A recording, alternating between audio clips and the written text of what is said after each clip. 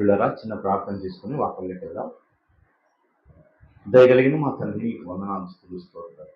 లోకంలో ఇంద్రకులేంటి భాగ్యాన్ని తండ్రి మా జీవితాలు అనుగ్రహించి మీ గొప్పదైన మాటలు మమ్మల్ని పెంచుతున్న విధానం బట్టి మీకు వందనాలు చెల్లిస్తున్నాం తండ్రి.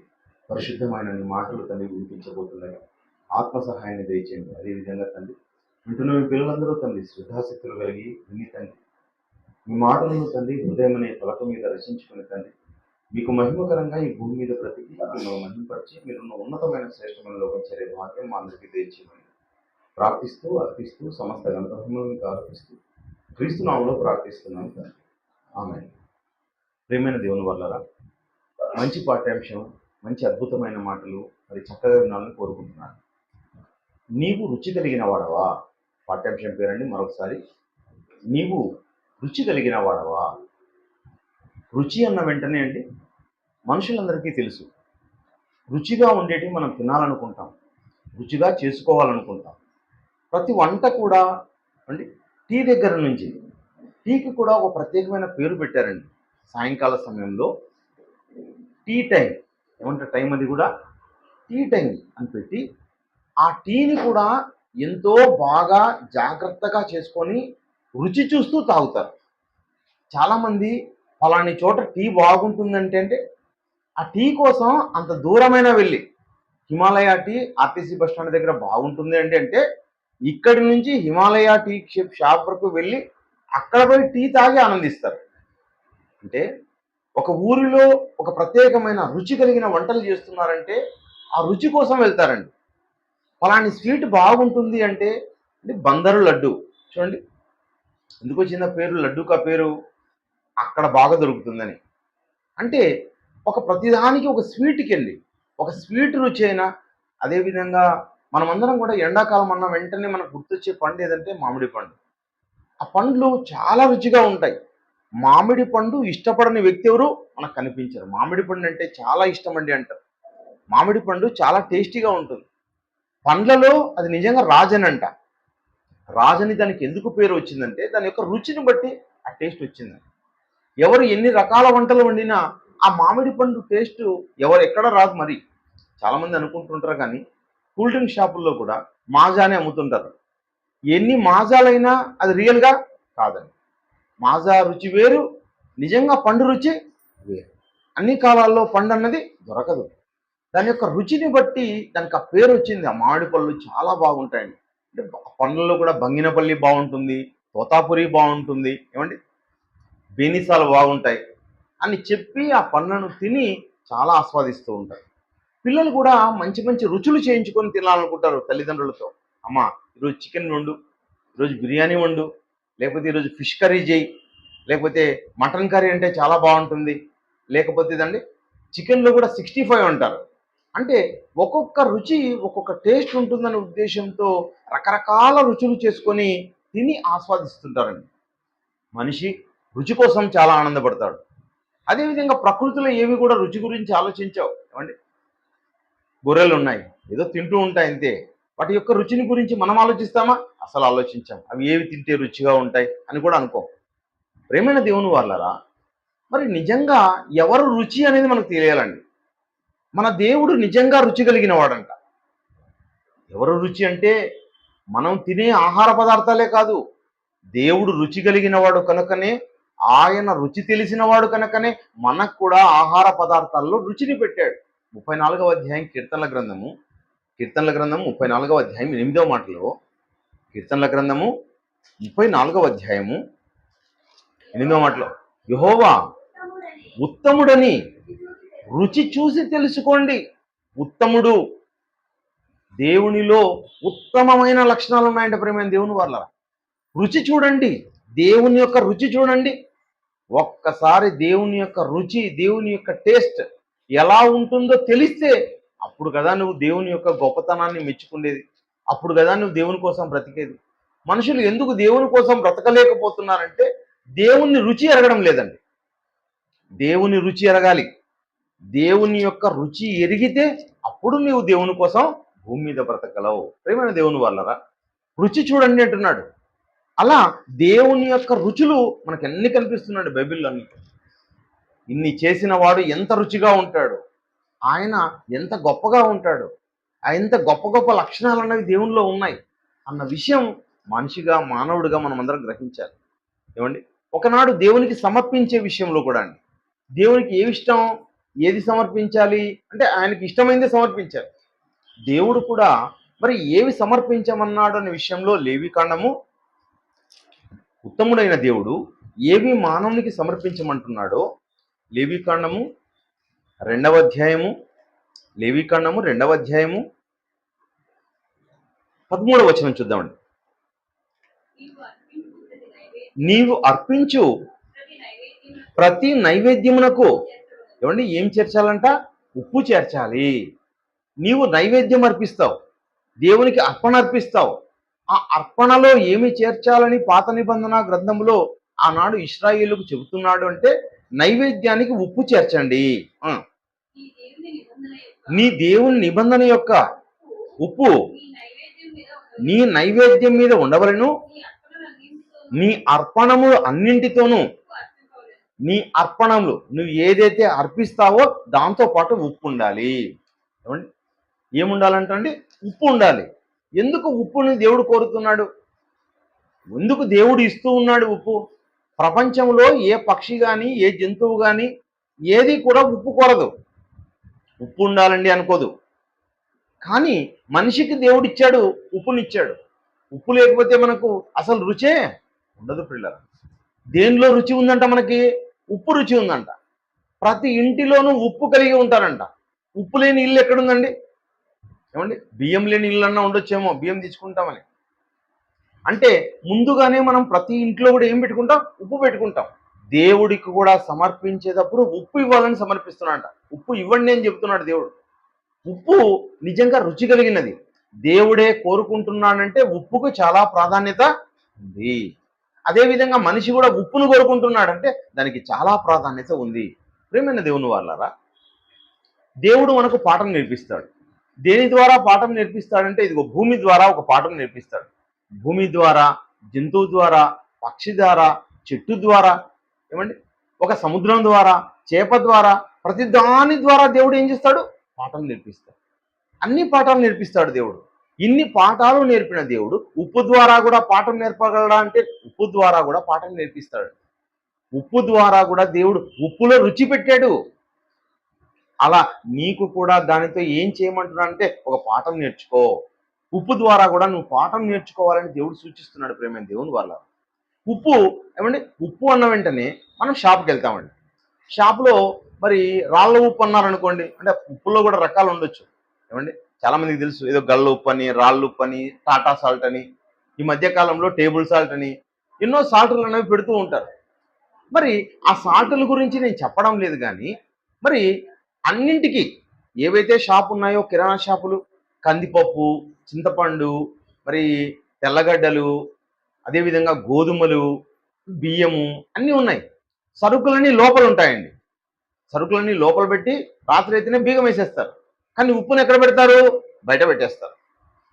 ఉప్పు గురించి ఏం చేస్తారు అంటే ఉప్పును బయట పెడతారు. ప్రేమైన దేవుని వల్ల ఈరోజు దేవుడు నిన్ను నన్ను కూడా ఎలా ఉండమంటున్నాడంటే, ఇందాక చదవబడిన వాక్య భాగాన్ని మనం ఒకసారి చదవండి. మత్తయి సువార్త 5వ అధ్యాయం 13వ వచనం. మీరు లోకమునకు ఉప్పై ఉన్నారు. అంటే మీరు లోకమునకు ఉప్పై ఉన్నారు. మీరు ఉప్పు అంటున్నాడండి. ఎవరిని ఉప్పు అని దేవుడు చెబుతున్నాడంటే సంఘాన్ని, సంఘంలో ఉన్న వారిని, ఏమంటే క్రైస్తవులను, అదేవిధంగా బోధకులను దేవుడు ఎవరితో పోలుస్తున్నాడు? ఉప్పుతో పోలుస్తున్నాడు. మీరు ఈ లోకమునకు ఉప్పై ఉన్నారు, మీరు ఈ లోకమునకు వెలుగై ఉన్నారు అంటున్నాడు. మీరు లోకమునకు ఉప్పు అయితే, మీరు ఉప్పు అయితే, ఏమండి, ఈరోజు సమాజం కూడా మనల్ని ఎక్కడ పెట్టేసింది? సమాజం కూడా దూరంగా పెట్టేసిందండి. అన్ని సరుకులైతే లోపల పెట్టి దానికి ఏం చేశారు? భద్రం చేశారు. కానీ క్రైస్తవుని ఏమంటాడు? క్రైస్తవుడు అంటే మరి దేవుడు అంటే దేవుణ్ణి పక్కకు పెట్టండి. అదేవిధంగా క్రైస్తవుని కూడా పక్కకే పెట్టండి. క్రైస్తవుని కూడా దూరంగా పెడుతున్నారు. ప్రేమైన దేవుని వాళ్ళరా, అంటే పాస్టర్గా నేను పాస్టర్ నండి అంటే పాస్టరా కానీ లేండి. అంటే ఎవరు లోకానికి విలువైన వారందరూ కూడా బాగా సీఎం, పిఎం, రాజకీయ నాయకులు, ఉద్యోగులు, ఏమండి, ఈ సమాజంలో విలువైన వాళ్ళగా ఉంటారు. అదే దేవుడు, దేవుని పని చేసే వాళ్ళు, భక్తులు అన్న వెంటనే సమాజం ఏమనుకుంటుంది? వీళ్ళకంతా విలువ లేదు. సమాజానికి అసలు తెలియని పరిస్థితి ప్రియమైన దేవుని వాళ్ళు. దేవుడు అంటే విలువ లేదు, భక్తి అంటే విలువ లేదు, ఏమండి, గ్రంథం అంటే విలువ లేదు. ఎక్కడ ఏం చేస్తున్నారండి? క్రైస్తవులు ఇచ్చే కరపత్రికలైనా బైబిల్లైనా ఆ మాటలను ఏం చేస్తున్నారంటే చించేస్తున్నారు, కాల్చేస్తున్నారు, తగలబెడుతున్నారు. ఏమర్థమవుతుంది? సమాజం దూరంగా పెట్టింది. విలువ తెలియని సమాజం ప్రేమైన దేవుని వారు. విలువ లేదని బయట పెట్టారా? దూరంగా పెట్టారు. కానీ ఏమండి, ఉప్పు ఏమంటుందంట? అన్నీ వేసి చూడు, నన్నేసి చూడంటుందంట.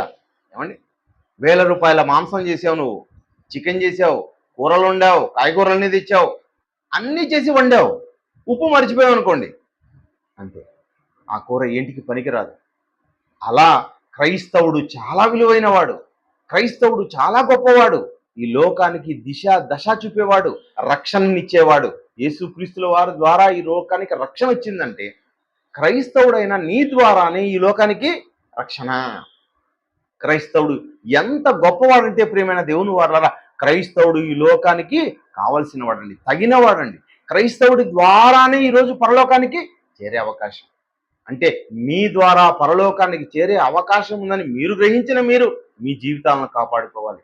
మీ జీవితాలు ఏమండి అందరి ఎదుట వెలుగులాగా ఉండాలంట. అదే కదండి వాక్య భాగం చదవడం. మీ జీవితాలు ఎలా ఉండాలి? ఈ లోకం ఎదుట వెలుగుమయమై ఉండాలి అన్న విషయం క్రైస్తవులు కూడా తెలియదు ప్రియులారా. క్రైస్తవులు ఏమనుకుంటున్నారు? మేము కూడా అందరి మాదనే, మేము పిల్లల్ని కనాలి, మేము చదువులు చదివించుకోవాలి, ఇల్లు కట్టుకోవాలి, ఉద్యోగాలు చేసుకోవాలి. చెయ్యండి, మంచిదే. కానీ దేవుని పని అనేది ప్రాముఖ్యం. ఎంతమందికి తెలుసండి? ఒక రోజు, ఒక వారం వాక్యానికి మిస్ కావచ్చా? మిస్ కాకూడదండి. ప్రతి వారం రావాలి. ఎందుకంటే ఎవరు చూస్తున్నారు? దేవుడు చూస్తున్నాడు కదా. దేవుడు నిన్ను చూస్తున్నాడు, దేవుడు నిన్ను పరిశీలిస్తున్నాడు, నీ హృదయాన్ని చూస్తున్నాడు. దేవుడు ఎన్నో విలువైన మాటలు బోధిస్తున్నాడు ఇక్కడ. ఈ ప్రపంచానికి తెలియని మాటలు దేవుడు బోధిస్తుంటే ఆ మాటలకి నువ్వు దూరంగా ఉన్నారు క్రైస్తవులు అంటే ఎంత గోచరం చూడండి, ఎంత అగమ్య గోచరంలో ఉన్నారు. బైబిల్ పెట్టుకొని కూడా బైబిల్లో విషయాలు ధ్యానించడం లేదు. బైబిల్ కలిగి ఉండి కూడా బైబిల్ లేనట్టుగా ఉన్నారు. స్వార్థపరులుగా ఉంటున్నారు మనుషులందరూ కూడా. ఆ స్వార్థపరులను, ఈ లోకాన్ని రక్షించే బాధ్యత ఎవరి మీద పెట్టాడు? క్రైస్తవుడైన మీ మీద, నా మీద, మనందరి మీద దేవుడు బాధ్యత పెట్టాడు పిల్లలు.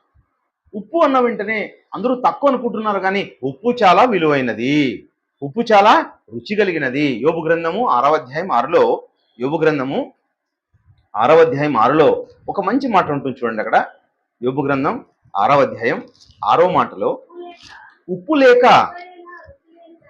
చూడండి, ఎవరైనా తింటారా? ఉప్పు లేక ఎవరైనా రుచి లేని దానిని తిందురా? ఎవరు తినరు. అది చాలా ప్రాముఖ్యమైనది, చాలా అవసరమైనది. ఇంకా చెప్పాలంటే ఎసెన్షియల్, అత్యవసరమైనది ఏదో తెలుసా? ఉప్పు. ఏమండి, ఉప్పు చాలా అత్యవసరమైంది. అది లేకపోతే తెలుస్తుంది. అంటే ఒకనాడు బ్రిటిషర్స్ పన్ను వేశారంట. ఏం పన్ను వేశారంటే ఉప్పు పన్ను వేశారండి. అంతే, భారతీయులంతా రగిలిపోయి ఉప్పు సత్యాగ్రహం చేశారు 1942లో. అంటే అంటే క్విట్ ఇండియా మూవ్మెంట్ అనుకుంటాను 1942. కానీ ఉప్పు సత్యాగ్రహాన్ని 1930 దండి ఉప్పు సత్యాగ్రహం, దండి మార్చ్ అని చేయడం జరిగింది.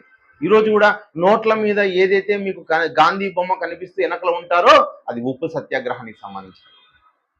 కిలోమీటర్లు వెళ్ళాడండి గాంధీ గారు, నడుచుకుంటూ వెళ్ళారు. అంటే ఉప్పు అన్నది చాలా విలువైంది. ఉప్పేగిన ఎక్కువ రేట్ అయింది అనుకోండి, అయిపోయింది ఇంకా మన సంగతి. తక్కువ ధర దొరుకుతుంది కనుక తింటూ ఉన్నాం, అది లేకపోతే ఏవి తినలేం. ఉప్పేగిన మరి ₹1000 చేశారనుకోండి, కేజీ ₹1000, అయిపోయింది మన సంగతి.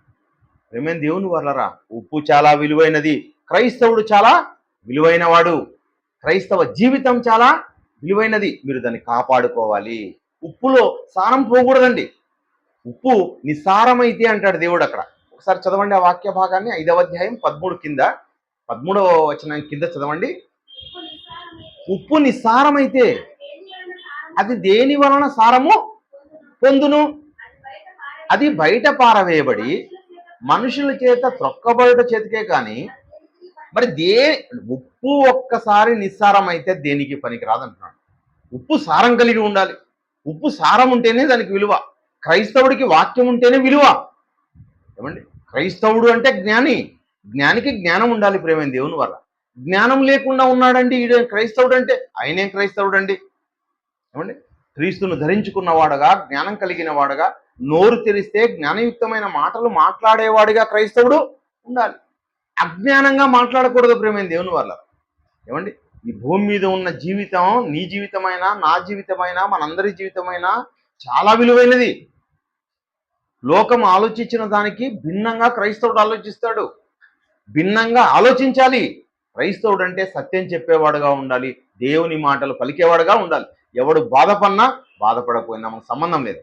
ఉన్నది చెప్పాలి, సత్యం చెప్పాలి. ఏమండి, ఎవరో బాధపడతారు కదా అని చెప్పేసేసి వేరే మాటలు మాట్లాడేకి అవుతుందా? మాట్లాడకూడదండి. ఒకరిని నొప్పించకూడదు, సత్యాన్ని చెప్పాలి. సత్యం చెప్పేవాడుగా క్రైస్తవుడు ఉండాలి. ప్రేమ దేవుని వల్ల ఉప్పుకు కొన్ని లక్షణాలు ఉన్నాయండి.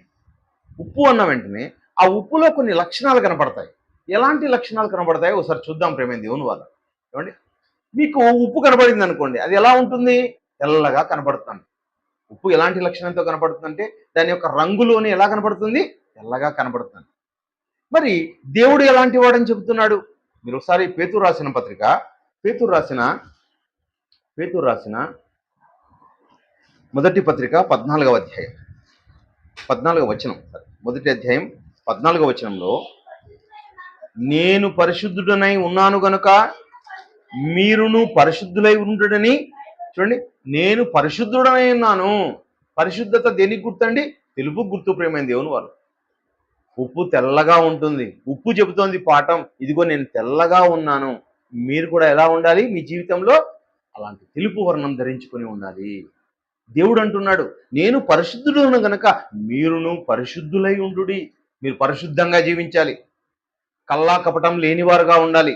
అలా ఉండాలని చెప్తున్నాడు. కింద మాటలు ఇంకా, కాగా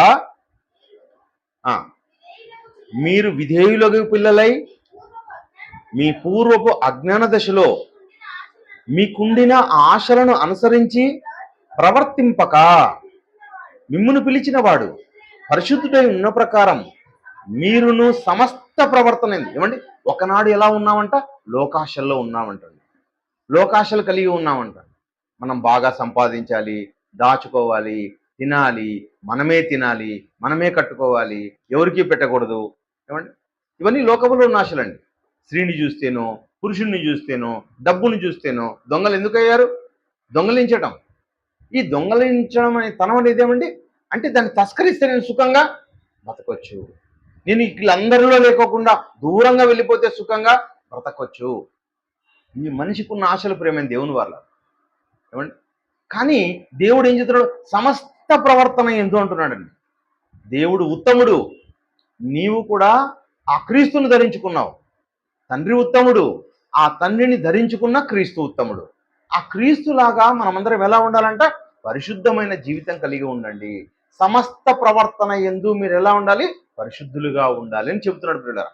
పరిశుద్ధత దేనికి గుర్తు అంటే? తెలుపుకు గుర్తు. పరిశుద్ధత, పవిత్రత అన్నవి తెలుపుకు గుర్తు. అలాంటి తెలుపు వర్ణం కలిగి నీవు కనపడాలి. నీ జీవితం అలా కనపడాలని దేవుడు చెబుతున్నాడండి. అదేవిధంగా కీర్తనల గ్రంథం 51వ అధ్యాయంలో మరి దావీదు గారు ఒక మాట సెలవిస్తున్నాడు. కీర్తనల గ్రంథం 51వ అధ్యాయం, కీర్తనల గ్రంథము 51వ అధ్యాయం 7వ మాటలో, నేను పవిత్రుడగునట్లు హిసోపుతో నా పాపమును పరిహరింపుము, హిమము కంటేను నేను తెల్లగా ఉండునట్లు. చూడండి, హిమము కంటేను తెల్లగా ఉండునట్లు నన్ను కడుగుము. ఏమండి, పవిత్రమైన జీవితం అంటే దేవునికి చాలా ఇష్టం అండి. అపవిత్రమైన జీవితాలు దేవునికి ఇష్టం కాదు. మనం పూర్తిగా కడగబడాలి. పూర్తిగా ఎలా ఉండాలట? మనం తెల్లగా ఉండాలి. ఆయన తెలుసండి. హిసోపుతో నన్ను కడుగుము, నన్ను పవిత్రపరచుము, నన్ను హిమము కంటేను తెల్లగా చేయము. అంటే ఆ తెలుపు వర్ణం నా యొక్క జీవితంలో నాకు కావాలి, అది ఉంటేనే నీకు ఇష్టమని ఎవరు చెప్తున్నారు? దావీదు గారు చెప్తున్నారు. ఏమండి, కానీ గత కాలంలో ఎలా ఉన్నావు? నువ్వు మురికిగా ఉన్నావు. మీరు లోకంలో ఉన్నారు, మీరు లోకమందు ఉన్నారు, చీకటిలో ఉన్నారు, పాపంలో ఉన్నారండి. కానీ ఆ పాపములో నుంచి బయటపడిన నీవు ఎలా ఉండాలి? ఇదిగో హిమము కంటే తెల్లగా ఉండాలి. పవిత్రంగా పరిశుద్ధమైన జీవితం కలిగి ఉండడం అంటే దేవుడికి చాలా ఇష్టము. ఆ గుణాన్ని చెబుతున్నది ఎవరు? ఉప్పు చెబుతోంది పిల్లలు. ఉప్పు నీకు చూపిస్తోంది, ఉప్పు పాఠం నేర్పుతోంది. ఇదిగో నేను ఉన్నాను చూడు, నన్ను పోలి నువ్వు కూడా నడుచుకో, నన్ను పోలి ఉండు అని చెప్తోంది పిల్లలు. మరొక ఆలోచనను కూడా చూద్దాం. ఇందాక మనం చూసాం ఉప్పు ఎలాంటిదంట, రుచి కలిగినదంట. రెండవ లక్షణం ఉప్పు 6వ అధ్యాయం 6లో చూసాం. యోబు గ్రంథంలో ఏం కనబడింది అక్కడ? ఉప్పు ఎలా ఉంటుందంట, రుచి. రుచి చూడక ఎవరు తింటారా? రుచి లేక ఎవరైనా తిందురా? అంటే ఉప్పులో ఏముంది? రుచి ఉంది. అన్నీ తింటున్నామండి. ఒకసారి ఆహారాన్ని తిన్నాం. ఈరోజు ముందుగా చాలా మంది అందరూ కూడా మాంసాహారమే వండుకుంటారు. మాంసాహారం వండుకున్న తర్వాత ఎప్పుడైతే నువ్వు ప్లేట్లోకి అన్నం వేసుకొని అన్నం దగ్గర పైన ఆ మరి కూర వండించుకుంటావో, ఆ కూర వడ్డించుకొని ఒక్కసారి నోట్లోకి పెట్టుకొని టేస్ట్ చూసినప్పుడు మరి మర్చిపోయారు అనుకోండి, ఉప్పు మర్చిపోయారు అనుకోండి, అప్పుడు ఏం చేస్తారు? ఉప్పు తీసుకురండి. ఎందుకు తీసుకొని రావాలండి ఉప్పు? రుచి కోసం. తగ్గిందనుకోండి కలుపుకుంటారు మరి దాని మీద. అంటే రుచి కలుపుకొని తిని ఆనందిస్తారు. అంటే ఉప్పులో ఏముంది? రుచి ఉంది. ఉప్పు మొదట తెలుపు అని చెప్పాము. ఉప్పులో ఏముంది? రుచి ఉంది. అంటే రుచి కోసం మనం ఏం చేస్తున్నాం? ఉప్పును కలుపుకుంటున్నాం. కూరల్లోకి ఏం వేస్తున్నాం? రుచి కోసం వేస్తూ ఉన్నాం. ఉప్పులో రుచి ఉంది. కొలసీలకు రాసిన పత్రిక, ఏమండి, కొలసీలకు రాసిన పత్రిక 4వ అధ్యాయం 6వ మాటలో, కొలసీలకు రాసిన పత్రిక, ప్రతి మనుషునికి ఏలాగు ప్రత్యుత్తరం ఇయ్యవలెనో అది మీరు తెలుసుకొనుటకై మీ సంభాషణ ఉప్పు వేసినట్టు ఎల్లప్పుడూ రుచిగలదిగాను కృపాసమితముగాను ఉండనీయుడి. ప్రతి మనుష్యునికి ఏం చేయాలంట? మనం ప్రత్యుత్తరం ఇవ్వవలెను. ఎలాగో ప్రత్యుత్తరం ఇవ్వలను అండి. ఈ భూమి మీద క్రైస్తవుడితో మాట్లాడుతున్నాడు అంటే నీలో నుంచి దేవుని మాట వెళ్ళాలి. నీతో ఎవరు మాట్లాడినా కూడా ఏం వెళ్ళాలి? రుచి కలిగిన మాట వెళ్ళాలండి. కృపాసహితమైన మాట వెళ్ళాలండి. ఒకరికి మేలుకరమైన మాట వెళ్ళాలి. ప్రేమైన దేవుని వల్ల నీ మాట దేవునికి గణపరచాలి. నీ మాట విన్న వెంటనే ఇదిగో ఈయన క్రైస్తవుడు అని గుర్తుపట్టాలండి, ఈమె క్రైస్తవురాలు అని గుర్తుపట్టాలి. ఇలా వెళ్ళమ్మా. అలా ప్రతి వారు కూడా కనుక్కునేటట్టుగా ఎవరు ఉండాలంట? మీ మాట ఉండాలని చెప్తున్నాడు ప్రేమైన దేవుని వల్ల. మరొకసారి చూడండి ఆ మాటని. కొలసీలకు రాసిన పత్రిక 4వ అధ్యాయం 6లో, ప్రతి మనుషునికి ఎలాగో ప్రత్యుత్తరం ఇవ్వవలెనో అది మీరు తెలుసుకున్నటకై మీ సంభాషణ పువ్వేసినట్టు ఎల్లప్పుడూ రుచి. రుచి అండి. ఒకరు మాట్లాడుతుంటే నేను మాట్లాడలేండి ఎంతో వెళ్ళిపోవడం కాదు, జ్ఞానం ఇవ్వాలి. నీ మాట ఎలా ఉండాలి? రుచి కలిగినదిగా ఉండాలి, గొప్ప మాటగా ఉండాలి. నువ్వు 100 మందితో మాట్లాడితే అందరూ మనుషులే కనుక అందరూ ఆ మాటలే మాట్లాడతారు. కానీ నువ్వు మాట్లాడే మాట ఏది? వేరు చేయొచ్చావు. నువ్వు వేరు చేయబడ్డావు. నువ్వు ఎక్కడున్నావు? ఒకనాడు నువ్వు కూడా లోకంలోనే ఉన్నావు. ప్రేమైన దేవుని వల్ల అంతే కదా. మనందరూ ఎక్కడున్నాం? లోకంలో ఉన్నాం. లోకం నుంచి మనల్ని ఏం చేశాడు? వేరు చేశాడు. ఒకప్పుడు అపోస్తలులు ఎక్కడున్నారు? వాళ్ళు లోకంలోనే ఉన్నారు. యేసుక్రీస్తుల వారు వాళ్ళని ఏం చేశారు? లోకంలో నుంచి ఆయన వేరు చేశాడు. ఉప్పు ఎక్కడుంది? సముద్రంలోనే ఉందండి. ఉప్పు అంటే ఏదండి? సముద్ర జలాలు. సముద్ర జలాలలో నుంచి ఏం చేయబడింది? ఉప్పు వేరు చేయబడింది. సముద్ర జలాలను ఏం చేశారు? దాన్ని మరి ఎండకు పెట్టి చాలా కాలం పెట్టడం వల్ల ఆ ఉప్పు అన్నది తయారైంది. ప్రేమైన దేవుని వల్ల. అంటే ఎక్కడుంది ఉప్పు? సముద్రంలోనే ఉంది. నీళ్లను ఆవిరి చేశాం, మనకు ఉప్పు మిగిలింది. అంటే లోకమనే ఈ సముద్రంలో ఎవరున్నాం? మనమున్నాం. ఈ లోకం నుంచి దేవుడు మనల్ని ఏం చేశాడంటే బయటకు తీశాడు. లోకంలో నుంచి తీశాడు. దేని ద్వారా తీశాడు? దాన్ని ఏమని చేస్తున్నాం? ఆవిరి చేస్తున్నాం. దీన్ని వాక్యం అనే వలతో మనల్ని పట్టాడు ప్రేమైన దేవుని వల్ల. వాక్యం అనే గాలం వేసి యేసుక్రీస్తుల వారు ఏం చేశారు? ఈ వాక్యం ద్వారా మనల్ని బయటికి తీసుకొచ్చాడు మనల్ని. అంటే నువ్వు కూడా లోకంలోనే ఉన్నావు. ఏమండి, నువ్వు కూడా లోకమనే సముద్రంలోనే ఉన్నావు. ఉప్పు కూడా ఎక్కడుంది? ఒకప్పుడు సముద్రంలోనే ఉంది. సముద్రంలో నుంచి ఉప్పు ఏ విధంగా బయటపడిందో నీవు కూడా అలా బయటపడ్డావు. అలా బయటపడ్డ నువ్వు జాగ్రత్తగా ఉన్నావా? నువ్వు కాపాడుకున్నావు. మరీ లోకంలోకి వెళ్ళిపోయావు అనుకోండి, ఉప్పుని తీసిపోయి సముద్రంలోకి వేసామనుకోండి, ఏమైపోతుందండి? అంతా కరిగిపోతుంది, కలిసిపోతుంది. అప్పుడు ఏమైనా లాభమా? ఏమైనా లాభమా? లోకంలో నుంచి బయటపడని నీవు వాక్యం తెలుసు, జ్ఞానం తెలుసు, దేవుడు తెలుసు, పరలోకం తెలుసు అనుకొని మరీ లోకంలోకి పడిపోయావు అనుకోండి, అంతే అండి. ఉప్పు వృధా ఏ విధంగా అవుతుందో నీ జీవితం కూడా అలా వృధా అయిపోతుంది. నువ్వు కూడా కంటికి కనబడుకోకుండా అయిపోతావు. ఉప్పు కరిగిపోయి కంటికి కనబడకుండా ఎలా అవుతుందో అలా నీ జీవితం కూడా దేవునికి కనబడకుండా అయిపోతుంది ప్రేమైన దేవుని వల్ల. కనుక ఉప్పులో ఏముందంట? రుచి ఉందంట. ఉప్పు రుచి. ఆ ఉప్పు ఎలా అయితే రుచిగా ఉందో నీ మాటలు కూడా ఎలా ఉండాలంట? రుచి కలిగి ఉండాలి, కృపాసహితంగా ఉండాలి. నువ్వు భార్యతో మాట్లాడుతుంటే నీ మాటలు ఎలా ఉండాలండి? రుచి కలిగి ఉండాలండి. పిల్లలతో మాట్లాడుతుంటే రుచి కలిగి ఉండాలి. బయట వ్యక్తులతో మాట్లాడుతుంటే రుచి కలిగిన మాటలు ఉండాలి. ఏమండి? అవి రుచి కలిగిన మాటలు అవన్నీ కూడా. క్రైస్తవుడితో మాట్లాడితే ఇంకా మాట్లాడాలండి అన్న మాటలు ఉంటాయండి దాంట్లో. క్రైస్తవుడు చెప్పే ఆలోచనల్లో, క్రైస్తవుడు చెప్పే జ్ఞానములో ఎంతో రుచి కలిగిన మాటలు ఉండాలి, కృపాసహితమైన మాటలు. అంటే అలాంటి రుచి కలిగిన మాటలు కలిగిన వాడిగా ఎవరు ఉండాలి? క్రైస్తవుడు ఉండాలి. అంటే నీ జీవితం అలా ఉండాలని ఎవరు చెప్తున్నారు పాఠం? ఉప్పు చెప్తుంది పిల్లరా. నేను రుచి కలిగి ఉన్నాను కనుక నువ్వు ఎలా ఉండాలి?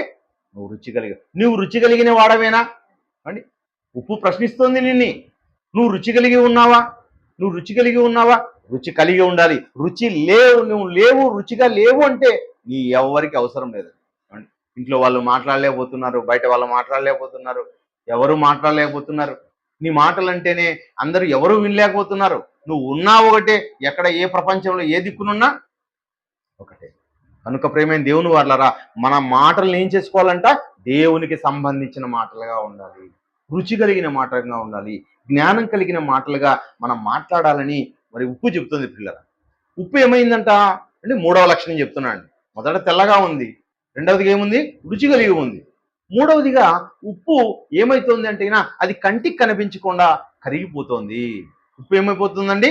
కరిగిపోతుంది. ఉప్పు కరిగిపోవడంలో ఏమండి, ఉప్పు కరిగిపోతుంది. అలా కరిగిపోయే స్వభావం ఉప్పుకుందంట. అంటే జ్యూస్లో వేసినా కరిగిపోతుంది, అదేవిధంగా కూరల్లో వేసినా కరిగిపోతుంది. అది కంటికే కనబడదు.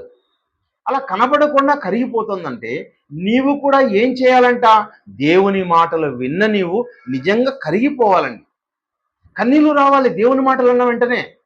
ఎంత గొప్ప మాటలండి! ఈ మాటల ప్రకారంగా నేను కూడా తగ్గించుకోవాలి, నేను కూడా కరిగిపోవాలి. ఏమండి? అలా కరిగిపోయే వాడిగా నేను ఉండాలండి. మనం కరిగిపోవాలి, మనం కనబడకోకుండా వెళ్ళిపోవాలి. మనం కనబడాలి అనుకోకూడదండి. మనం కనబడితేనే గొప్ప అనుకోకూడదు.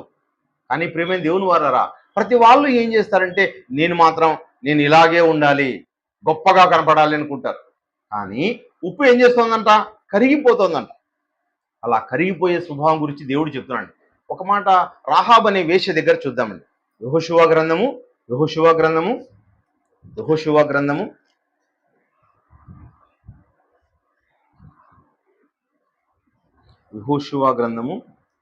అధ్యాయం. యెహోషువ గ్రంథం 2వ అధ్యాయం 11వ మాటలో మేము వినినప్పుడు మా గుండెలు కరిగిపోయాను అంటుందండి ఆమె. దేవుని మాటలు వింటే ఆమె గుండె ఏమైందంట? కరిగిపోయిందంట పిల్లరా. దేవుని యొక్క గొప్పతనాన్ని గురించి వినింది ఆమె. ఇదిగో మీ దేవుడు ఎంత గొప్పవాడంటే అదిగో ఎర్ర సముద్రాన్ని దేవుడు చీల్చాడు, 10 రకాల తెగుళ్లను కలిగించి ఐగుప్తుల నుంచి మిమ్మల్ని తోడుకొని వచ్చాడు. ఇంకా అదే విధంగా ఏం చేశాడంట? ఇదిగో సీహోను, ఏమంటే ఓగు కదా, సీహోనుకు ఓగుకు మీరు ఏమి చేసిద్రో రాజులైన వారినండి. ఎవరు వీళ్ళు? బానిసలు. ఎవరండి? బానిసలు. ఎవరిని చంపేశారంట? రాజుల్ని చంపేశారంట. అండి, అర్థమవుతుందా? అలా చంపాలి అంటే మీ శక్తి ఏది? ఇదిగో దేవుని యొక్క శక్తి. ఎంత శక్తిమంతుడండి! అదే మాటనే ఆమె ఇంకా ఏమని మాట్లాడుతోందంటే 11వ వచనంలో, మేము వినినప్పుడు మా గుండెలు కరిగిపోయేను, మీ దేవుడైన యెహోవా పైన ఆకాశమందును కింద భూమి యందును దేవుడే, మీ ఎదుట ఎట్టి మనుషులకైనను ధైర్యం ఏమాత్రము ఉండదు. మీ పక్షాన ఎవరున్నారు? దేవుడు. మీరు దేవుని పిల్లలు, మీ పక్షాన దేవుడు ఉంటాడు. ఏమండి? విధవరాలిని చూస్తాం, దేవుడు ఏమన్నాడు? నేను విధవరాలి పక్షంగా ఉంటాను.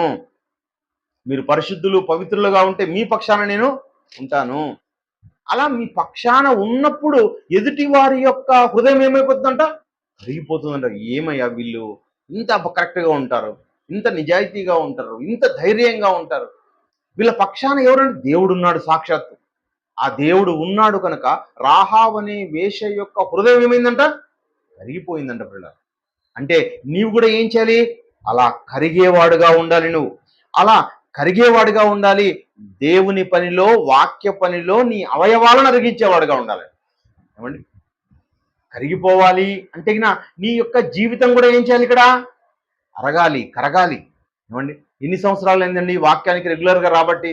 నా 10 ఏళ్ళు అయిందండి, 15 ఏళ్ళు అయిందండి, 20 ఏళ్ళు అయిందండి. 20 ఏళ్ళ నుంచి వాక్య కార్యక్రమాలు మేము చేస్తూనే ఉన్నామండి. అలా నీ జీవితం అంతా ఇక్కడ అరిగిపోవాలే తప్ప, అలా కాకుండా లోకంలో ఉన్నాం అనుకోండి, ఎప్పుడు వస్తారయ్యా వాక్యానికంటే మాకు ఏదైనా పని చెప్పండి, అప్పుడు వస్తాం మేము. అంటే సంవత్సరానికి 2 సార్లు, సంవత్సరానికి ఒకసారి కనబడితే ఏం లాభం అండి? దేవుడు ఆనందించేవాడుగా ఉంటున్నాడా? నువ్వు అలా కాకుండా సమయమంతా లోకంలోనే అరగదీస్తే, కాలమంతా కూడా నువ్వు ఎక్కడో, ఏమండి చాలా మంది ఉంటారు ఎక్కడ సినిమా హాల్లని, టీ స్టాల్లని, లేకపోతే అంటే పేకాట దగ్గరని. చూడండి అందరూ కూడా ఎలా ఉన్నారు, కాలాన్ని ఎలా వెళ్ళబుచ్చుతున్నారు అందరూ కూడా. అలా నీ యొక్క కాలాన్ని కూడా బయట వెళ్ళదీస్తే ఇంకేమీ లాభం లేదు పిల్లలు. దేవుని దగ్గర నీ కాలాన్ని ఏం చేయాలి? వెళ్ళదీయాలి. అలా కరిగిపోయే స్వభావం ఉండాలండి.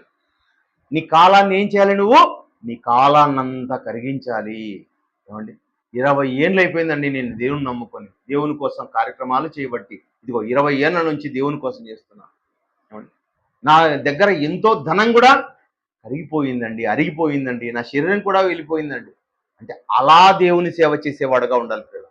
ఏమండి, అదేవిధంగా పిల్లరా మరొక స్వభావాన్ని గురించి చెప్తున్నాను. మనము ఎన్నో మసాలా దినుసులు అన్నవి కూరల్లో వేస్తాం.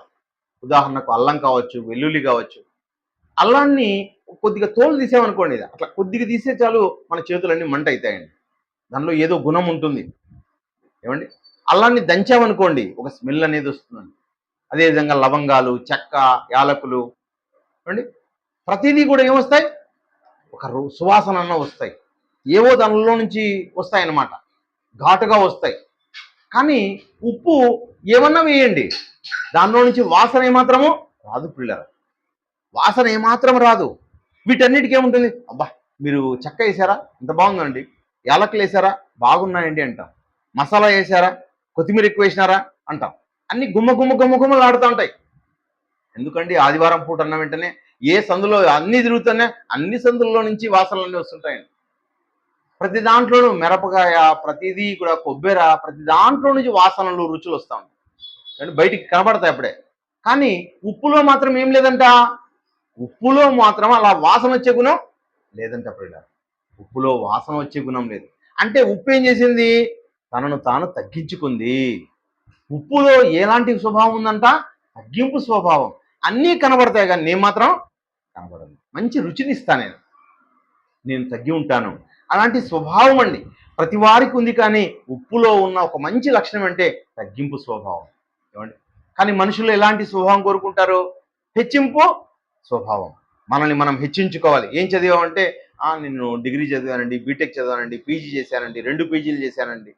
ఏమండి, వాళ్ళు ఒకటి అడిగితే మనం 4 చెప్తూ ఉంటాం. అంటే చదువులన్నీ ఎక్కువ చదివినామంటే వాళ్ళు గొప్ప అనుకుంటారని. ఇల్లు ఉంది అంటే వెంటనే మాకు అన్ని ఇల్లులన్నీ ఉన్నాయండి, పొలాలన్నీ పొలాలన్నీ ఉన్నాయి, మన అన్ని దానిలో గొప్ప అండి అనుకుంటుంటాం. కానీ ఉప్పు ఏ స్వభావం చెప్తుందంటే తగ్గింపు స్వభావం చెప్తుందంటే పిల్లల. మనము ఒక సందర్భాన్ని మనం చూద్దాం పిల్లల, ఒక మంచి సందర్భాన్ని చూద్దాం. అపోస్తుల కార్యములు 14వ అధ్యాయం. అపోస్తుల కార్యములు 12వ అధ్యాయం మొదటిగా చూద్దామండి. 12వ అధ్యాయం, అపోస్తుల కార్యములు 12వ అధ్యాయం. అపోస్తుల కార్యములు 12వ అధ్యాయము హెచ్చించుకున్న సందర్భాన్ని చూద్దాం. 21వ వచనం. నియమింపబడిన దినమందు హేరోదు రాజులాగా వస్త్రాలు ధరించుకొని న్యాయపీఠం మీద కూర్చుండెను. వారి ఎదుట ఉపన్యాసము చేయగా జనులు ఇది దైవస్వరమే కాని మానస్వరం కాదని కేకలు వేసిరి. చూడండి, వాళ్ళందరి ముందర ఒక మంచి ప్రసంగాన్ని చేశాడంటండి. ఎవరు? హేరోదు గారు. హేరోదు అలా చేసిన వెంటనే అక్కడ ఉన్న జనులందరూ కేకలు వేస్తున్నారంట. ఇది మానస్వరం కాదు, ఇది సాక్షాత్తు దేవుని స్వరమే, దేవుడే మాట్లాడాడు. ఏమండి, ఒకప్పుడు ఎందుకంటే రాజులను దేవుడు అభిషేకించాడు కనుక దేవుడు ఎన్నుకుంటాడు అనే విషయం ఇప్పటికి కూడా మనుషులు అనుకుంటున్నారు. దేవుడు ఎన్నుకున్నాడు కనుక ఒకరికి ఏ పొజిషన్ వచ్చినా ఎవరు ఎన్నుకున్నారు? దేవుడు. కనుక ఇవన్నీ కూడా ఏమని పోయారంట? దైవస్వరం, మీరు దేవుడు అండి అని పోయారంట. అలా పోయిన వెంటనే ఈయన కూడా ఏమనుకున్నాడు? నిజంగా నేను ఆ స్థాయి వాన్ని తను తాను హెచ్చించుకున్నాడండి. తనను తాను ఘనతగా వాళ్ళు ఇచ్చిన వెంటనే అవును కదా, కాదంటున్నాడా? లేదు లేదు, నేను నిజంగా దేవుని లాంటి వాడిని అన్నాడు. అలా అన్న వెంటనే చూడండి ఏం జరిగిందో. వెంటనే ఉమ్, వెంటనే ప్రభువు దూత అతన్ని మొత్తెను గనక పురుగులు పడి ప్రాణం విడిచును. ఏమండి, చనిపోతున్నాడండి. పురుగులు పడ్డాయి అతని తలల్లో, కాళ్ళల్లో, కడుపులో, ఎక్కడ చూడు అన్ని పురుగులు వచ్చేసాయి ఆయనకి. అలా పురుగులు వచ్చి చనిపోయాడండి. అంటే తనను తాను హెచ్చించుకుంటే దేవుడు ఏం చేస్తాడు? తగ్గిస్తాడు. పిల్లలు ఎప్పుడు కూడా మనుషుల్లో హెచ్చింపు ధోరణి, తగ్గించుకునే ధోరణి ఉండాలండి. తగ్గింపు స్వభావం ఎవరికి ఉందంట? ఇది ఉప్పుకుందంట. ఉప్పు అంటే ఏంటండి? ఇది లోకానికి సారం కలిగింది. అది దానికైతే అది ఉంది. మిగతావన్నీ దానికి ఏముంది? హెచ్చింపు స్వభావం. అలా మన వాళ్ళు కూడా ఏం చేస్తున్నారంటే మనుషులు కూడా హెచ్చింపు కోరుకుంటారండి. చాలా మంది పాటలు పాడే వాళ్ళు కూడా ఎవరు వచ్చినప్పుడు పాడాలనుకుంటారంట? అందరూ వచ్చినప్పుడు, అందరూ ఉన్నప్పుడు పాడాలి పాట. అందరూ నన్ను మెచ్చుకోవాలి. దేవుడు ఇక్కడ ఉన్నాడు, దేవుడు నన్ను మెచ్చుకోవాలనుకుంటారా? కాదండి. మనుషులు ఎవరో పొగడాలి, ఎవరో మనల్ని చూడాలి, అలా చూస్తేనే మనకు గొప్ప. అంటే మనుషుల ఎదుట మనం మెప్పును కోరుకుంటున్నాం, దేవుడిచ్చే మెప్పుని కోరకుంటున్నాం. ఏమండి, చాలా మంది చూడండి అడుగుతుంటారు వాక్యం అయిపోయిన తర్వాత, లేదా పాట పాడిన తర్వాత ఎలా పాడాను వాళ్ళు వచ్చి అప్రిషియేషన్ చేస్తే మంచిది అనుకుంటారు. ఒకరు అప్రిషియేట్ చేసినా చెయ్యకపోయినా మనం ఏ మాట అయితే చెబుతున్నామో, ఏ పలుకైతే చెబుతున్నామో, ఇదంతా ఎవరిచ్చింది? దేవుడిచ్చినది. దేవుడేగిన మాట ఇవ్వకపోతే మనమేం చెప్తామండి? దేవుడేగిన గొంతు ఇవ్వకపోతే మనకు మాట ఎక్కడుందండి? పిల్లరా, దేవుడికి ఘనత రావాలి. ప్రార్థనలో ఏమో చివరిగా ఏం ప్రార్థన చేస్తాం? సమస్త ఘనత మహిమలు నీకే తండ్రి అంటాం. కానీ ఎప్పుడైనా కానీ చేస్తాం మనుషుల దగ్గర నుంచి మెప్పు రావాలి. చాలా మంది కూడా కోరుకుంటారంటండి. వెళ్ళి అడుగుతారంట, ఎలా వచ్చింది? ఏమండి, వాళ్ళకన్నా బాగా చెప్పానా, వీళ్ళకన్నా బాగా చెప్పానా, అందరికన్నా బాగా చెప్పానా అని అడిగే వాళ్ళు కూడా స్వభావం ఉండకపోదు. చెప్తూ ఉండాలండి. ఏమండి, ప్రతి పాఠం మంచిదేనా? అవును, ప్రతి పాఠం మంచిదే. ప్రతి పాఠాన్ని మనం చెప్తూ ఉండాలంతే. ఉపాధ్యాయుడు కూడా పాఠం పిల్లలకు చెప్పిన తర్వాత ఏరా పాఠం బాగా చెప్పానంటే పిల్లలు ఏమంటారు? వాళ్ళకి ఏమర్థమైంది ఏమో, అంతే కదండి. కొన్ని పాఠాలు అర్థమైతే, కొన్ని పాఠాలు అర్థం కూడా కావు, చిన్న బిడ్డలుగా ఉంటారు. లేకపోతే ఏదైనా కానివ్వండి, పిల్లలు గ్రహించేటట్టుగా పాఠం ఉండాలి. ప్రియమైన దేవుని వాళ్ళరా, చెబుతున్న విషయం ఏమంటే తగ్గింపు స్వభావం అన్నది ఎవరిలో కనిపిస్తుందంట? ఉప్పులో కనిపిస్తుంది. అలాంటి తగ్గింపు స్వభావం ఉండాలండి. ఒకనాడు అలా తగ్గించుకున్న అపోస్తలులను చూద్దామండి. 14వ అధ్యాయంలో, అపోస్తల కార్యములు 14వ అధ్యాయంలో మీకు ఒక సందర్భాన్ని అక్కడ చెప్తాను. 14వ అధ్యాయం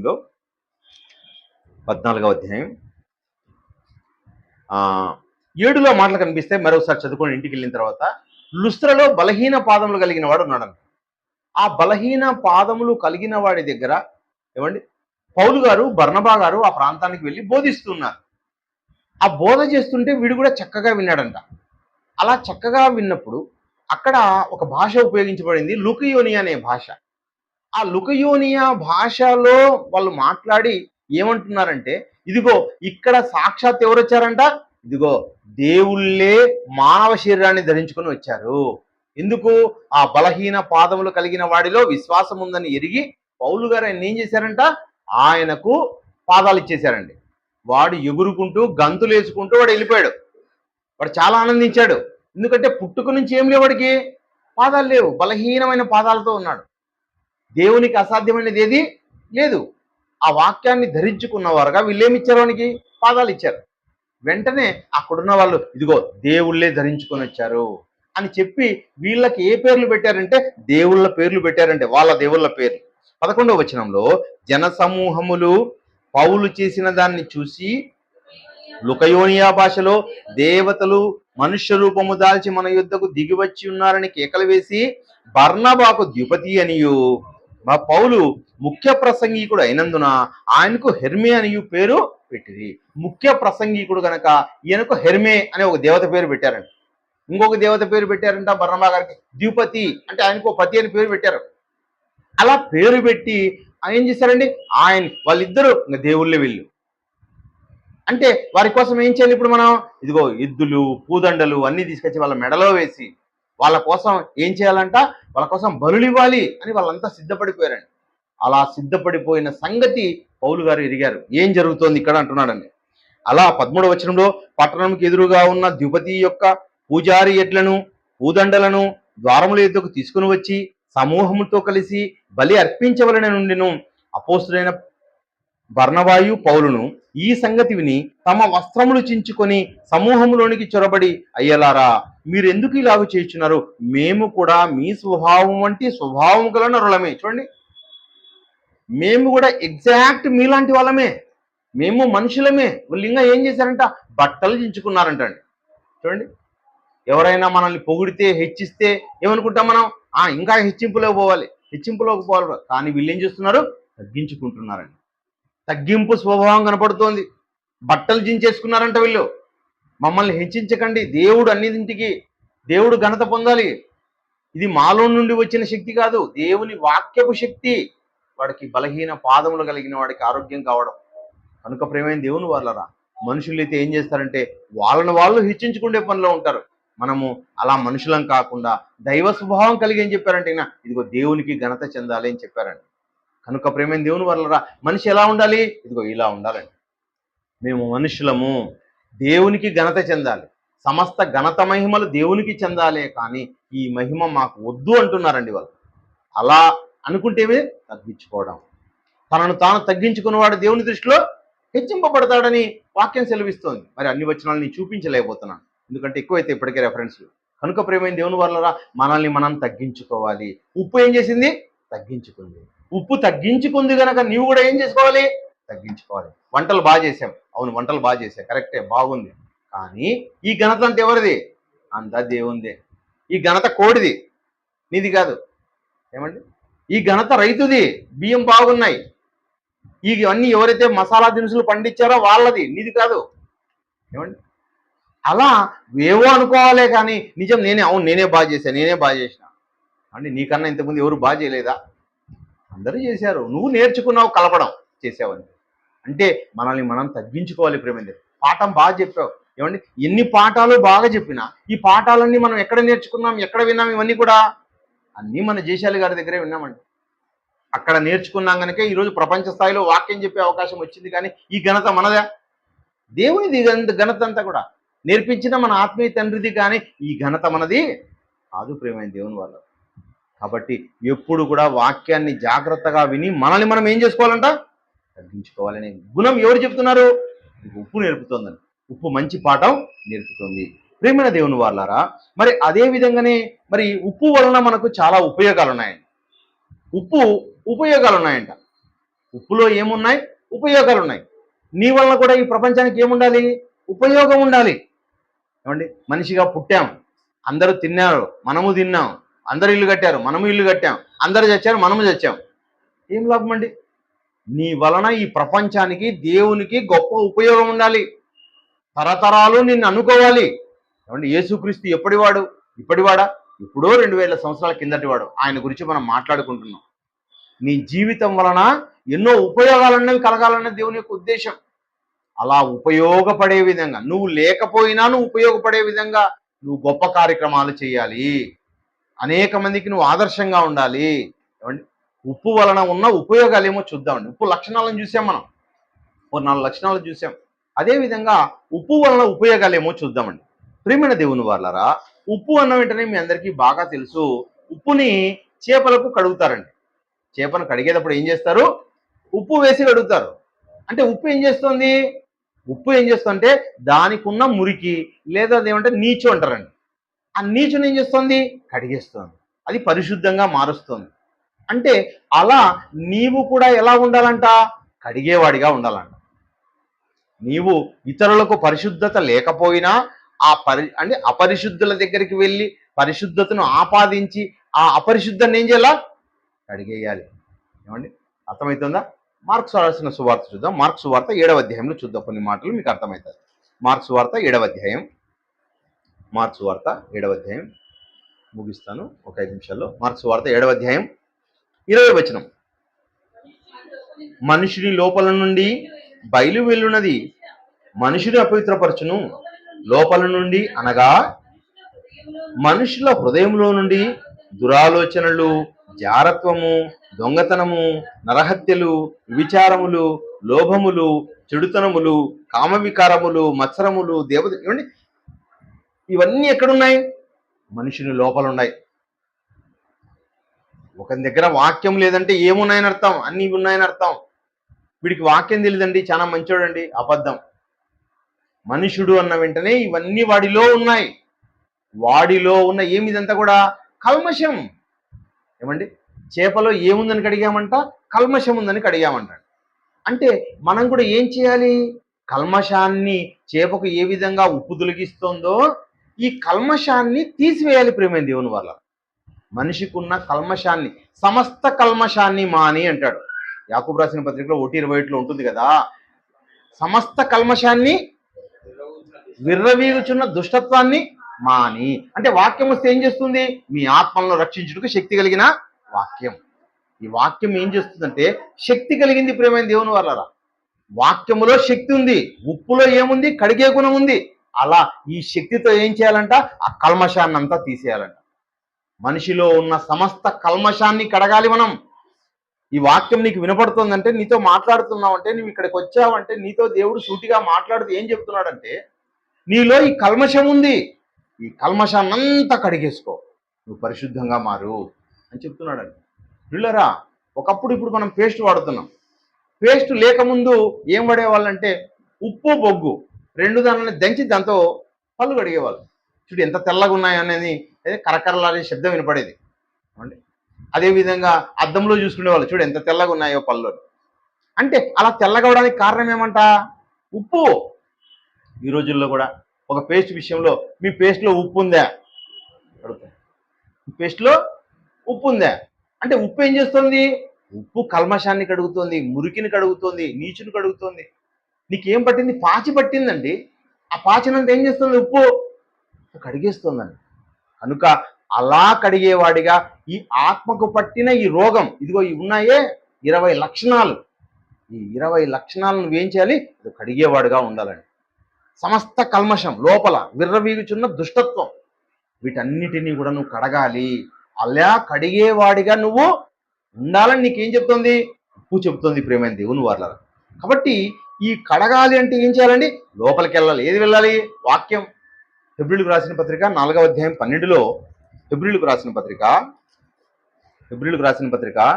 4వ అధ్యాయం, ఎందుకనగా దేవుని వాక్యము సజీవమై బలము గలదై రెండంచుల ఎటువంటి ఖడ్గము కంటేను వాడిగా ఉండి ప్రాణాత్మలను, కీళ్లను, మూలుగులను సైతము విభజించినంత మట్టుకు దూరుచు హృదయం యొక్క తలంపులను, ఆలోచనలను శోధించుచున్న. నీ ఆలోచనలన్నీ మార్చేసండి. ఇది లోపలికి వెళ్ళాలి పిల్లలు, ఇది లోపలికి వెళ్ళాలి. వాక్యం లోపలికి వెళ్ళాలి. ఆ వాక్యం నిన్ను ఏం చేస్తుంది? ఇదిగో పరిశుద్ధుడుగా మారుస్తుంది. వాక్యాన్ని లోపలికి స్వీకరించినంత వరకు కూడా ఎలా ఉంటావు అంటే ఇదిగో మురికిగానే ఉంటావు. ఏమండి, నీ నోరు తెరిస్తే అన్నీ బూతులే అంటే, ఆలోచనలన్నీ దేవునికి ఆయాసకరమైనవే. దేవుని ఎదుట ఉన్నావు నువ్వు. దేవునికి కనబడని సృష్టం ఏదియో లేదంట. కింద మాటలో ఉంటుంది, దేవుడు నీకెక్కడున్నాడు? సమీపంగా ఉన్నాడు ఆయన. అంటే నువ్వు ఎలా కనపడుతున్నావు దేవునికి? లోపలంతా కూడా మత్సరం పెట్టుకుంటే, లోపమంతా అండి లోపంగా నువ్వు కనబడ్డావంటే దేవుడికి లోపం కనబడుతుందని కింద మాటలో ఉంటుంది అక్కడ. మరి ఆయన దృష్టికి కనబడని సృష్టం ఏది లేదు, మన ఎవరికి లెక్క అప్పచెప్పబలను. ఆ దేవుని కనులకు సమస్తము మరుగు లేక తేటగా నువ్వు తేటగా కనబడుతున్నావు ఆయన ముందర.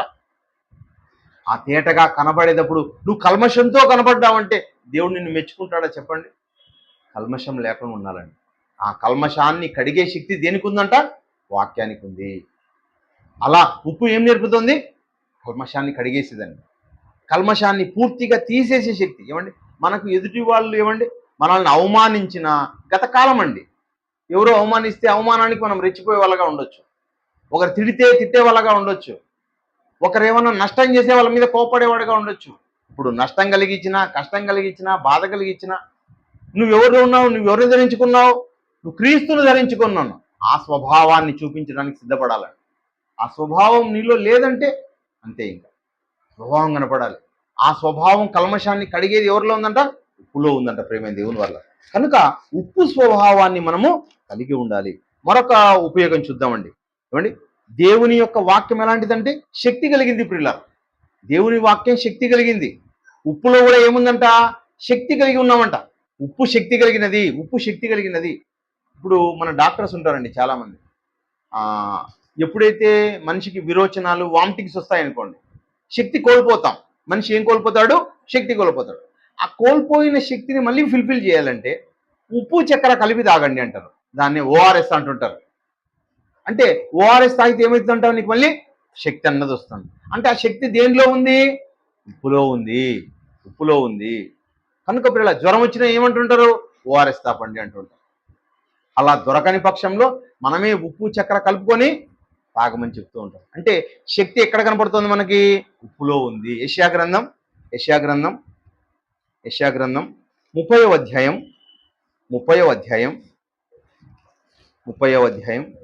24వ వచనంలో, యెషయా గ్రంథం 30వ అధ్యాయం 24వ వచనంలో, భూమి సేద్యము చేయు ఎడ్లను, లేత గాడిదలను చేటతోనూ జల్లెడతోనూ చెరిగి జల్లించి ఉప్పుతో కలిసిన మేత తినును. చూడండి, ఏవి తింటాయంట అవి? అంటే పైన చెప్తున్నాడు ఎడ్లు, గాడిదలు అంటున్నాడండి. భూమి సేద్యం చేయి ఎడ్లు. ఎడ్లకు శక్తి కోసం ఏం పెట్టాలంట? దాని ఆహారంలో ఉప్పు కలిపి పెట్టాలంటాడు. ఉప్పు కలిపితే ఏమొస్తుందంటే శక్తి వస్తుందంట. మేకలు అండి అప్పుడప్పుడు ఈనినవి ఉంటాయండి, దూడలను ఈనింటాయి. వాటికి కూడా ఏం చేస్తారు? ఉప్పు, బెల్లం అలాంటివన్నీ కలిపి తినిపిస్తారు. అదేవిధంగా అండి లేతవంటే అండి చిన్నగా పుట్టినటివి. పుట్టిన దానిలో కూడా ఏం చేయాలంట? అలాంటి కలిపి తినిపిస్తే ఏమంటే కాళ్ళు నిలబడవు కదా, లేతగా ఉన్నవి కాళ్ళు సరిగా నిలబడవు, పడిపోతుంటాయి. అలాంటి వాటికి తినిపిస్తే మంచి శక్తి అన్నది వస్తుందంట పిల్లల. అంటే శక్తి ఎక్కడుంది? ఉప్పులో ఉంది శక్తి, వాక్యంలో ఉంది శక్తి. ఆ వాక్యపు శక్తి ఇదిగో నువ్వు ఉండి ప్రయత్నించాలి. వాక్యంలో శక్తి ఉంది, ఉప్పులో శక్తి ఉంది. ఆ రెండింటిలో శక్తి ఉంది అంటే ఎవరిలో శక్తి ఉండాలి? ఇప్పుడు నీలో శక్తి ఉండాలి. అలా శక్తి కలిగిన వాడుగా నువ్వు ఉండాలని వాక్యం బోధిస్తుంది పిల్లరా. ప్రియమైన దేవుని వాళ్ళరా, మొక్కలకు కూడా అండి, జామ చెట్టు లేకపోతే కొబ్బరి, అట్లా కొన్ని చెట్లకు వచ్చి ఉప్పు కూడా వేస్తారు. పూత పట్టినప్పుడు పూత రాలకూడదు అనుకుంటేనో, ఎక్కువ పంట దిగుబడి రావాలంటే ఉప్పు వేస్తారన్నమాట. కొన్నింటికి మాత్రం వేస్తారు, అన్నింటికని నేను చెప్పట్లేదు. కనుక ఉప్పు అన్నది ఏమిస్తుందంట? అటు జంతువులకైనా, మనుషులకైనా, చెట్లకైనా ఏమిస్తుందంట? అది మంచి శక్తిని ఇస్తుందంటండి. ఏమండి, దేవుడు ఉప్పు నీళ్ళల్లో ఇంత మంచి ఏమండి ఎన్ని ఉన్నాయి చూడండి. దాంట్లో జంతు జాతులు చూడండి ఎన్ని ఉన్నాయో. అంత విశాలమైన సముద్రాలను చేసి ఆ విశాలమైన సముద్రంలో అన్ని జాతులను పెంచుతున్నాడంటే, ఆ సముద్రపు నీళ్ళలో ఉప్పు నీటిలో పెంచుతున్నాడంటే అవి నిజంగా అదేంటి మంచినీటిలో పెరగలేవండి, పెరగలేవు మంచినీటిలో. ఉప్పు నీటిలో ఉండే చేపలు మంచినీటిలో పెరగలేవు. కనుక భూమి మీద మనకు ఎంత శాతం ఉందంట? 20% మాత్రమే భూమి ఉందంట. 70% నీళ్లు. ఆ 70%లో మేజర్గా ఏమున్నాయంటే ఉప్పు నీళ్ళే ఉన్నాయి. కనుక ఉప్పు వలన చాలా ఉపయోగం, ప్రయోజనం ఉంది అని మనకు దేవుడు చెప్పకనే చెబుతూ ఉన్నాడు. అదేవిధంగా ప్రేమైన దేవుడు ఇంకొకటి చూద్దాం. మరి ఒకసారి చూడండి, ఎజ్రా గ్రంథం 4వ అధ్యాయం, 14వ మాటలో, మేము కనుక రాజునకు నష్టము రాకుండా మేము చూడవలనని ఉత్తరమును పంపామని చెప్తున్నారంట. అక్కడ అహశ్వరోష కాదు, అర్థహశస్త 11వ వచనంలో కనబడుతుంది. వీరు రాజైన అర్థహశస్తకు రాసి పంపిన ఉత్తరము అని. అర్థహశస్త అనే మాదీయ పారసీక రాజుకి ఒక ఉత్తరం రాశారంట. ఆ ఉత్తరం ఏం రాశారంటే, మేము రాజు యొక్క ఉప్పు తిన్నవారము అని రాశారంట. ఏమండి, కింద మాటలో ఉంటుంది జీవనోపాధి. ఉప్పు దగ్గర ఏముందంట? జీవనోపాధి. ఏమండి, చాలా మంది మాట్లాడుతుంటారండి, చాలా కాలం పాటు 4 ఏళ్ళు 5 ఏళ్ళు ఎవరింట్లోన్నా ఉండి ఆహారం మనం తిన్నామంటే మమ్మల్ని పెంచారండి, వాళ్ళ ఉప్పు తిన్నామండి. ఏమండి, ఈరోజు మేము కూడా ప్రభుత్వ ఉద్యోగులుగా, ఒకనాడు ప్రభుత్వ ఉద్యోగులకి జీతం కూడా ఉప్పు ఇచ్చేవారంట. జీతంగా ఏమి ఇచ్చేవాళ్ళంట? ఉప్పుని ఇచ్చేవాళ్ళంట. అన్నీ దొరికేటివంట, కానీ ఉప్పు దొరకాలంటే చాలా కష్టం. కనుక అప్పుడు ఉప్పుని ఇచ్చేవాళ్ళంట.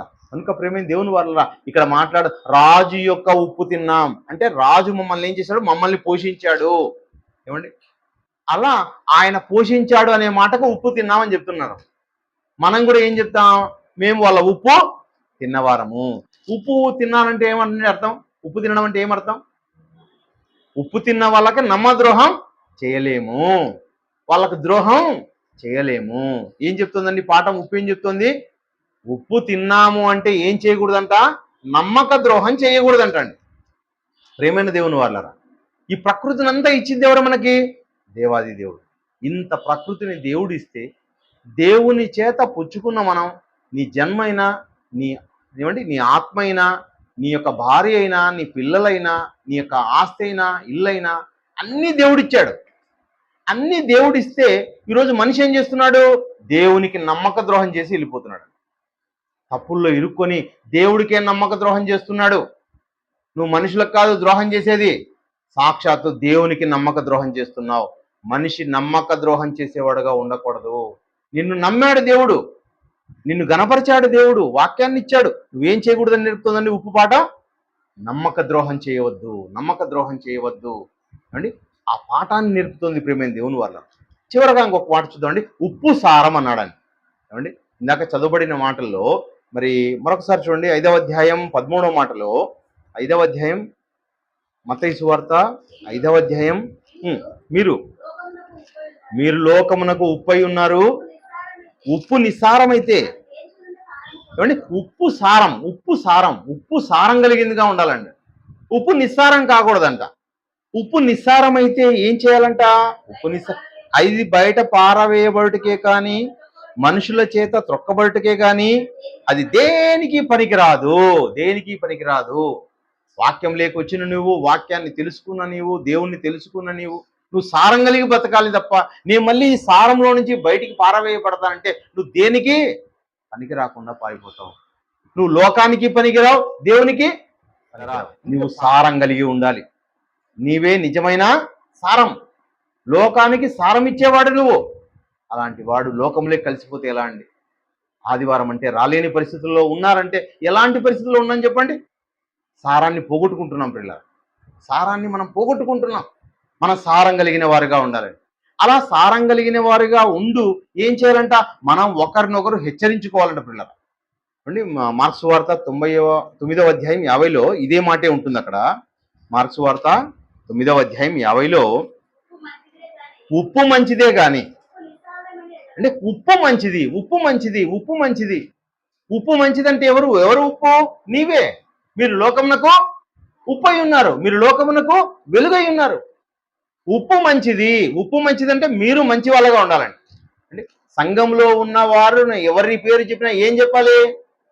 మంచి అని చెప్పాలి, అంతే. ఇంకేం చెప్పకూడదు. ఇంకా ఏమండి ఆమె ఎట్లంటే అనేక లేదు. ఇంకా ఉప్పు మంచిది, నీ ఉప్పు అయితే ఏముండాలి? నువ్వు మంచిగానే ఉండాలండి. ఉప్పు అది మంచిది కానీ ఉప్పు అని చెప్పేక లేదు పిల్లరా. ఏమండి ఉప్పులో సారం ఉండాలి. ఆ ఉప్పు సారం ఎలా ఉండాలి? మంచిగా ఉండాలి. నీ కుటుంబంలో వ్యక్తుల్లో 4, 6 మంది, 10 మంది అందరూ ఉంటే అందరూ మంచి, అంతే. ఏం లేదు ఇంక వేరేది. మీరు లోకంలో నుంచి వేరు చేయబడ్డారు.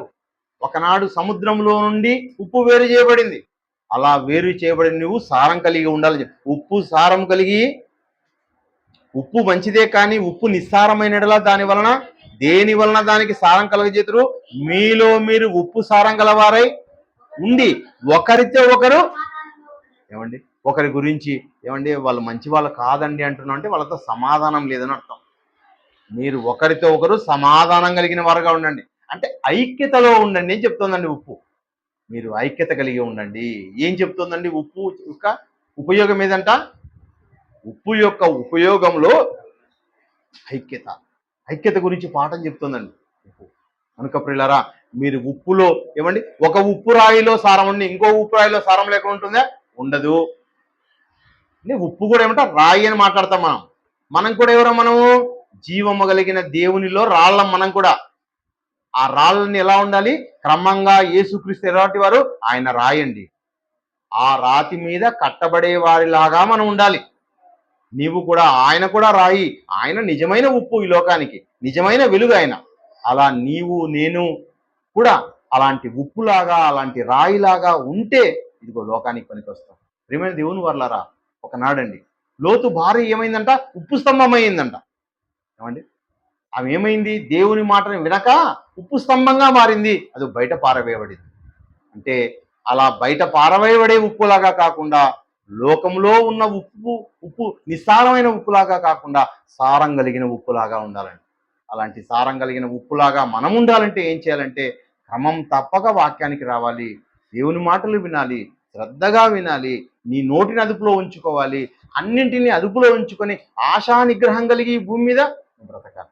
అలా బ్రతికితే దేవుని ఎదుట నీ జన్మ గొప్పదవుతుంది, నువ్వు దేవుడున్న లోకానికి చేరతావు. అలా కాకుండా ఏమండి, సారం కలిగిన నీవు నిస్సారంగా మారి లోకంలో ఉన్న వారి మాదిరిగానే వేష భాషం మాటలు చెడుతనం కల్మషం అంతా హృదయంలో నింపుకుంటే నువ్వు పనికిరావు, అనేక మంది పనికిరాని వాళ్ళగానే తయారు చేస్తావు. ఏమండి, తాను చెడ్డ కోతి లోకాన్నంతా ఏం చేసిందంట? వనాన్నంతా చెరిసిందంట. అంటే చెడ్డ కోతిగా కాకుండా, కోతులైతే చెరుస్తాయి, నువ్వు దేవుని స్వభావం ధరించుకున్న వాళ్ళం మనము అందరితో ఐక్యత కలిగి సఖ్యత కలిగి మంచి మాటలు పలికి ఒకరినొకరు హెచ్చించుకోవాలి తప్ప ఎవరిని ఇంకొకరిని తగ్గించే విధంగా మన జీవితం ఉండకూడదని ఎవరు నేర్పిస్తున్నారంటే ఉప్పు పాఠం నేర్పుతుంది. కాబట్టి ఉప్పులాగా నువ్వు ఉన్నావంటే నువ్వు కూడా ఎలా ఉంటావు? రుచిగా ఉంటావు, రుచిగా ఉంటావు. ఏమండి, కల్మషాన్ని కడిగేవాడిలాగా ఉండాలి నువ్వు. అదేవిధంగా నిన్ను తగ్గించుకునేవాడిలాగా ఉండాలి. ఏమండి, పరిశుద్ధుడుగా ఉండాలి అని అనేక ఉపయోగాలు చెప్తుంది, అనేక లక్షణాలు కూడా ఉప్పు చూపిస్తుంది పిల్లరా. కాబట్టి ఆ ఉప్పు రుచి కలిగినది, దేవుడు రుచి కలిగిన వాడు. క్రైస్తవుడైన నువ్వు కూడా ఎలాంటి వాడవు? రుచి కలిగిన వాడు. రుచి కలిగిన వాడగా నువ్వు ఉన్నావా అంటే నీ యొక్క మాటలు కృపాసహితంగా ఉండాలి, నీ యొక్క మాటలు మనుషుల్ని ఏమండి దేవుని వైపు నడిపించేవాడుగా ఉండాలి. ప్రార్థన చేసుకున్నాం. మహాగణుడా, మహోన్నతుడా, జీవాధిపతి, మమ్మల్ని కన్న మా తండ్రి మీకు వందనాలు స్తోత్రం తండ్రి. ఈ పరిశుద్ధ దినాన తండ్రి మాకు వినిపించిన మాటలను బట్టి నీకు వందనాలు కృతజ్ఞతాస్తులు చెల్లిస్తున్నాం తండ్రి. ప్రతి మాటనైనా మాతో మాట్లాడుతుండగా తండ్రి ఆ మాటలన్నిటినీ స్వీకరించి తండ్రి ఈ లోకంలో తండ్రి మేము ఎలా మెలగాలో, ఎలా నడుచుకోవాలో, ఎలా ప్రవర్తించాలో తండ్రి మీరు బోధించిన క్రమం ప్రకారంగా మేము ఉండడానికి సహాయం చేయండి. పవిత్రతను తండ్రి ఆధారం చేసుకొని జీవించడానికి సహాయం చేయమని ప్రార్థిస్తున్నాం తండ్రి. ఒకనాడు తండ్రి మరి రాహాబు అనే వేశ్య తండ్రి తనను మార్చుకొని ఆ తగ్గింపు స్వభావం గుండెలకు ఆమె కరిగిపోయాయని సెలవిస్తుంది తండ్రి. మేము కూడా తండ్రి ఈ లోకంలో కరిగిపోయేవారులాగా తండ్రి ఒకనాటికి మేము వెళ్ళిపోయేవారం అని తెలుసుకుని తండ్రి ఈ భూ సంబంధంగా ఉన్న జీవితం గొప్ప జీవితం కాదని ఎరిగి తండ్రి మాన్యత కలిగి సఖ్యత కలిగి ప్రతి ఒక్కరితోనూ తండ్రి మరి మంచిగా మేమందరం కూడా కలిసి ఉండడానికి సహాయం చేయండి. అదేవిధంగా తండ్రి లోకంలో ఎందరినో మార్చే శక్తిని సామర్థ్యాన్ని సంఘానికి అంతటికి కూడా అనుగ్రహించమని ప్రార్థిస్తున్నాం. అదేవిధంగా తండ్రి కూడి వచ్చిన మీ పిల్లలందరినీ దీవించండి, ఆశీర్వదించండి, బహుగా ఫలింపచేయండి తండ్రి. ఎవరైతే తండ్రి మరి అనారోగ్యంతో ఉన్నారో వారందరినీ స్వస్థపరచమని ప్రార్థిస్తున్నాం తండ్రి. మరి గుణేశ్వరమన్న గారు తండ్రి అస్వస్థతలో ఉంటుండగా ఆయనకు మంచి ఆరోగ్యాన్ని తండ్రి ఇవ్వమని ప్రార్థిస్తున్నాం. అదేవిధంగా తండ్రి మరి హాస్పిటల్ విషయంలో తండ్రి కృపచూపమని ప్రార్థిస్తున్నాం తండ్రి. తండ్రి మా జీవితంలో తండ్రి మరి ఎన్నో పొరపాట్లు చేసిన వారు ఉంటుండగానైనా ఆ పొరపాట్లన్నిటినీ తీసివేత్తండి. మమ్మల్ని పవిత్రులుగా, పరిశుద్ధులుగా, నిష్కలంగా చేసిన విధానాన్ని బట్టి మీకు వందనాలు కృతజ్ఞత చెల్లిస్తూ సమస్త ఘనత మహిమలు మీకు ఆరోపిస్తూ క్రీస్తు నామములో ప్రార్థిస్తున్నాం తండ్రి. ఆమేన్.